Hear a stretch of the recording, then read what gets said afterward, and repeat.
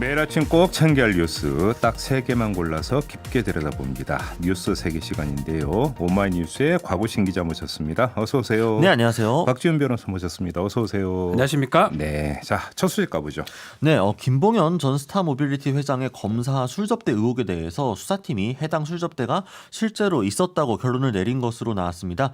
JTBC 보도에 따르면 검찰은 그동안 알려져 있지 않았던 물증을 확보를 했고 내주에 이제 다음 주 이들을 재판에 넘길 예정이라고 하는데요. 네. 수사팀은 술접대 자리에 모두 5명이 있었던 것으로 확인을 했다라고 합니다. 김봉현 씨 그리고 변호사 또 검사 3명 이들이 있었던 건데요. 접대일은 2019년 7월 18일로 특정을 했습니다. 네. 당시 유흥업소에 쓴 돈은 약간 530만 원 정도라고 하고요. 한 사람당 100만 원이 넘는 기준이죠. 수사팀은 김 씨와 이 검사가 지난 9월 검사실에서 단둘이 만나 10여 분간 대화했다는 김봉현 씨의 진술도 확인했다라고 합니다. 네. 반면 중앙일보는 검찰이 확보한 김봉현 전 이스타모빌리티 회장의 스마트폰에 유력 정치인의 연락처가 없었다라고 보도를 했는데요. 네. 이른바 이제 폰타나 모임으로 지칭한 여권 인사 명단은 존재했지만 특별한 리스트는 없었다라는 이야기였습니다. 김봉현 전 회장의 스마트폰에 저장된 연락처를 입수했다라면서 보도를 했지만 이 연락처 1,800여 명 중에서 검사의 이름은 없었다라는 건데요. 검찰은 접객 대상으로 지목된 검찰 정관 변호사와 검사 등 4명을 기소할 방침이라고 합니다. 네. 아무튼 검사 술 접대 의혹이 아니라 사실로 판단을 했다라는 거잖아요. 그렇죠.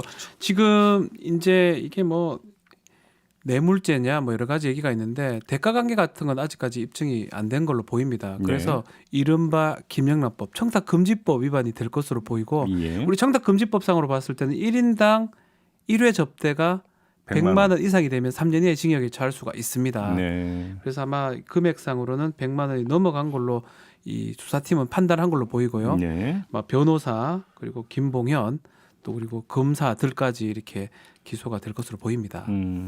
근데 지금 이제 그 눈길을 끄는 것은 술 접대를 받은 검사 가운데 한 명이 그 수사팀에 투입이 됐고 그렇죠.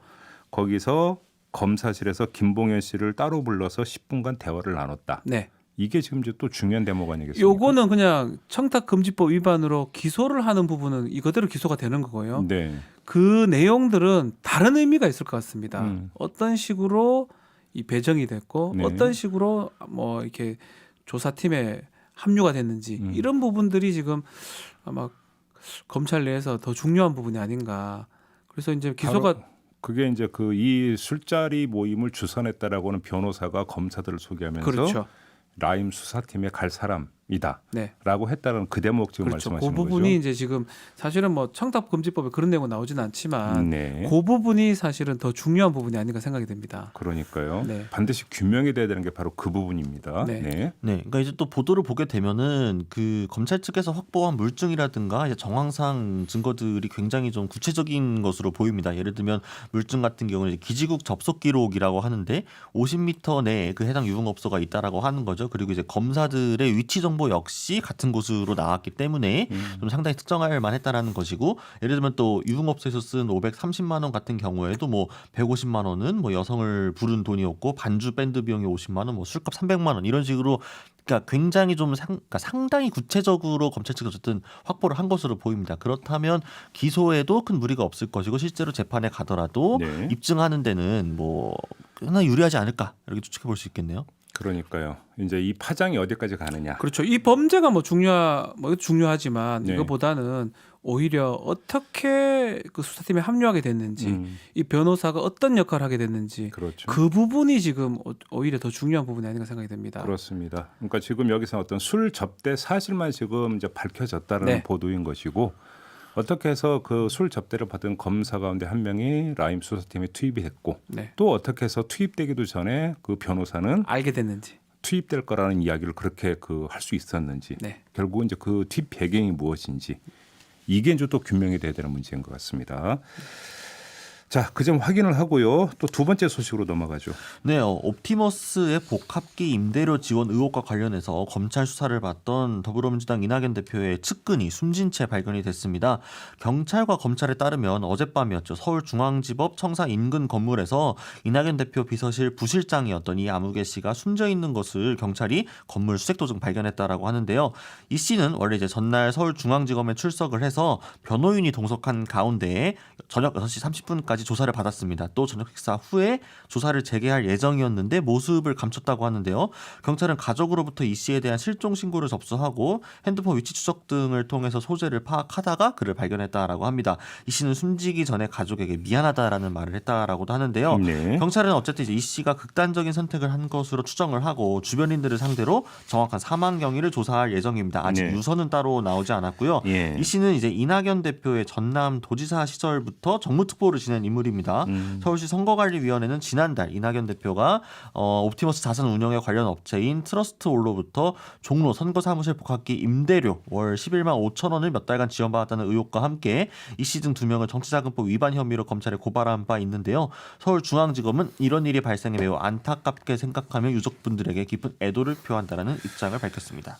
좀 충격적인 사건인데요. 네. 근데 사실 그 뭐 이제 지원을 받았다고 하지만 그 액수만 놓고 본다면 월 11만 원 정도라는 것 아니겠습니까? 그쵸. 이제 네. 그 이제 물론 이거는 뭐 그 받았다라고 하는 것 자체도 이제 문제는 되겠지만 잘못된 걸 사안의 수 있지만. 경중을 좀 따져 보면 이걸 지금 근데 이렇게 극단적인 선택을 할 사안인가? 그렇죠. 그러니까 좀 그러니까 상식적으로 좀 이런 문제 제기가 좀 될 수가 있는 것인데 도대체 무슨 일이 있었길래 이런 일까지 벌어졌을까 좀 솔직히 좀 궁금하네요. 저는 너무 의문스럽고요. 네. 뭐 저도 조사 같은 걸 예전에 했던 적이 있고 저도 비슷한 사건이 있긴 합니다. 네. 수사팀 입장에서는 정말 망연자실해 버립니다. 음. 그래서 사실 오해를 받을 여지도 있는 거고요. 네. 근데 사실은 시간도 중요해요. 조사받고 저녁 먹으러 보낸다는 건 큰 문제가 없기 때문에 또 보냈다는 겁니다. 불구속 피해자이기도 하고. 예. 근데 저녁 먹으러 보낸 사이에 이런 일이 일어난 거거든요. 예. 근데 사실 이 내용을 보면 정치자금법 위반일 여지가 있는데 금액 자체가 이게 뭐 입건하기도 뭐 할 금액이 될 수가 있습니다. 뭐 금액이 적다는 건 절대 아니고요. 고작 수십만 원이잖아요. 많아봤자 70만 원 이 정도인데. 예. 근데 이런 극단적인 선택을 했다라는 거는 분명히 조사 받는 거하고는 연관성은 있는 것 같습니다. 조사 받는 중에 이런 일이 일어났기 때문에 예. 좀 뭔지를 알 수가 없습니다 지금. 그러니까 이제 여기서 이제 상식적으로 이제 한번 추정을 해볼 수 있는 것이 그러면 지금까지 공개가 되지 않은 뭔가 다른 혐의를 그렇죠. 추궁을 했는지 뭐 이제 이런 여지가 있는 건지를 좀 봐야 되는 부분이고 또 조사 과정에서 뭔가 좀 무리가 있었던 건지. 둘 중에 하나일 가능성이 높겠죠. 예. 이걸 그냥 뭐 이런 선택을 할 리는 없을 것 같고 예. 뭔가 감추어진 다른 게 있는 건지 아니면 조사 과정에서 뭐 이른바 이거는 저희 확인을 못하기 때문에 말하기 조심스럽지만 뭐 아주 모욕적이라든지 네. 인권 침해적인 것들이 있어서 예. 그런 결정을 하게 만들었는지 예. 그 두 가지로 이제 사실 합리적으로 추론이 가능합니다. 근데 이 지금 뭐 이제 그 제기된 이 두 가지 의문 같은 경우는 금방 풀릴 수가 있죠. 왜냐하면 지금 변호인이 입회를 했다는 거 아니겠습니까? 옆에 있었거든요. 그러니까 예. 그러면 이제 변호인이 다 지켜봤을 거 아닙니까? 조사 전 과정을. 변호사가 입회하면 어떻게 되냐면 바로 옆에서 다 보고 있습니다. 그러니까 저희는 머리를 계속 쓰고 무슨 질문이 오가고 우리는 뭘 답변을 나중에 해야 되고 난 나중에 어떻게 방어를 할지 구성을 하기 때문에 네. 인권 침해 사실이라 저는 그런 건 없었을 것 같거든요. 요새 예. 조사하면서 그러진 않거든요. 그럼 큰일 나죠. 네. 예.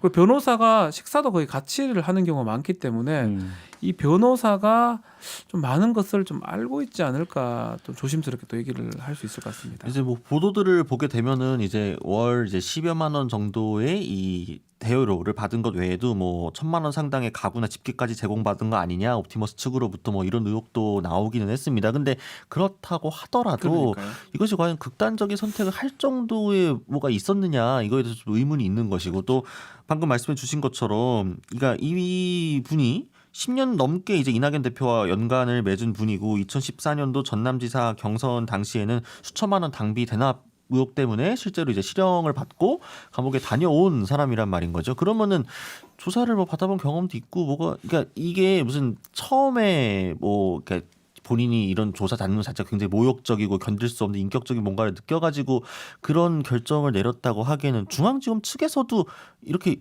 정치인과 관련된 연관이 있는 사람한테 그렇게 강압적으로 했을까라는 생각도 좀 들고요. 여러모로 물음표가 나오긴 합니다. 드뭅니다. 사실은 네. 드뭅니다. 그런 게 가장 수사에선 최악의 경우인 거거든요.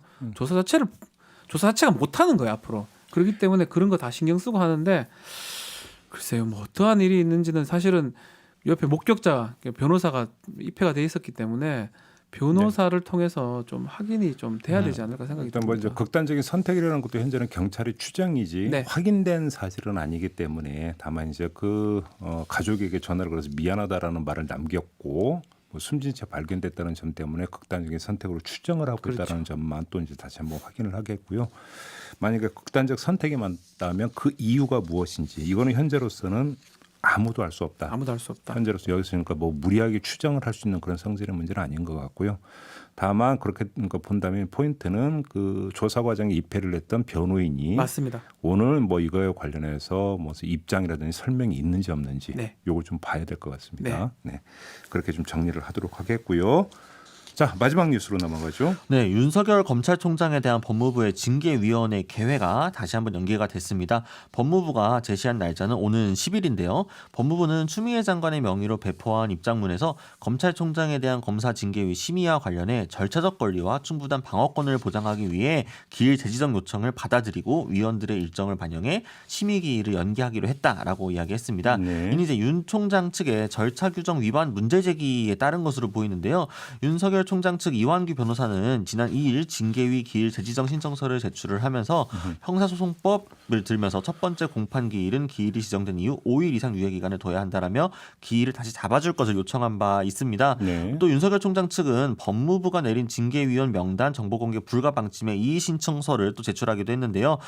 이 변호사는 또한 같은 날 오 취재진에게 법무부로부터 윤 총장의 징계와 관련한 감찰 기록 사본을 확보했다는 사실을 공지하면서 추가 입장을 또 밝힐 계획이라고 합니다. 네. 아무튼 그 이제 징계 대상자의 방어권은 충분히 보장을 해야 된다라고 하는 것은 대원칙이기 네. 때문에 그 차원이라고 한다면 뭐 이해 못할 부분은 전혀 없다고 보고요. 그다음에 또 연기 가능성이 이미 또 제기가 된 바가 있었습니다. 그렇죠.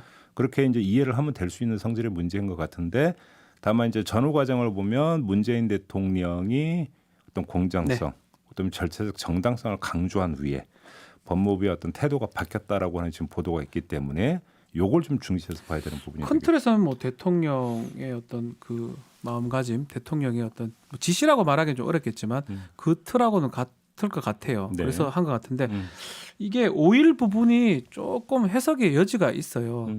윤석열 그 이완규 변호사 입장에서는 이 기일을 하나 지정할 때마다 오히려 여유를 줘야 된다라고 이제 해석을 하는 것 같고요. 네. 법무부 측은 첫 번째 통보부터 합산해서 5일이 지나면 된다라고 해석을 하는 것 같은데 이거는 사실 이렇게 하지는 않기 때문에 통상은 충분히 시간을 주면서 기일을 재지정합니다. 일반적으로는 뭐 재판 같으면 한 달 정도를 네, 주고요. 네. 징계위원회도 한 일주일 이상을 주거든요.